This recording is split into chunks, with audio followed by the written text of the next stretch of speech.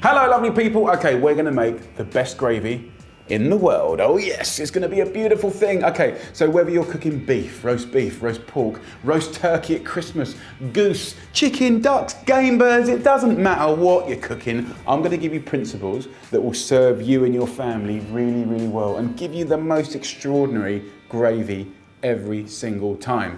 Before I started roasting off this beautiful turkey right here, I just had an empty tray, just cut up some onions. Leave the skin on, that's fine. Don't bother peeling the carrots, just wash them, hack them up, chunky. The giblets often come with any poultry. Get it in there. It's the key to incredible flavour. I've got some rosemary. That's job done. Now the purpose of that is to lift the bird or the meat off the bottom of the roasting tray and to absorb all the flavours that cook, the sticky goodness that cooks out of it. We need a little jam jar.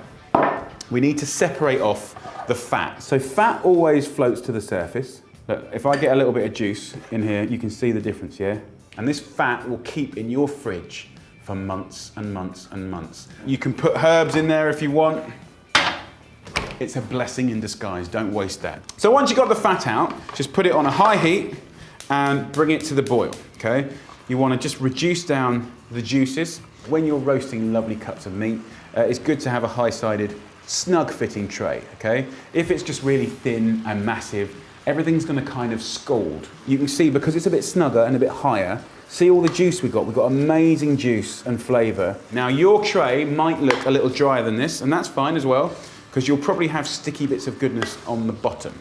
I've tried to break it down to 3 principal levels to get you from here to incredible gravy. Do we thicken it? Do we want to thicken it? We've got corn flour, which you can use, or just normal plain flour. Your choice, it's all good.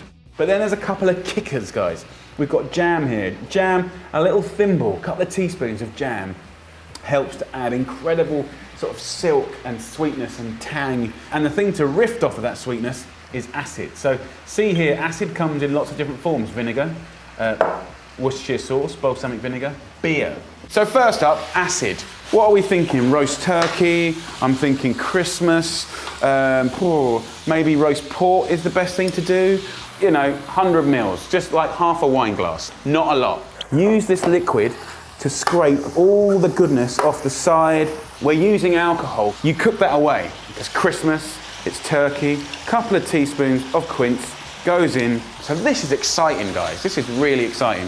Certainly in Britain, we love to thicken a gravy. We want a bit more body there, okay?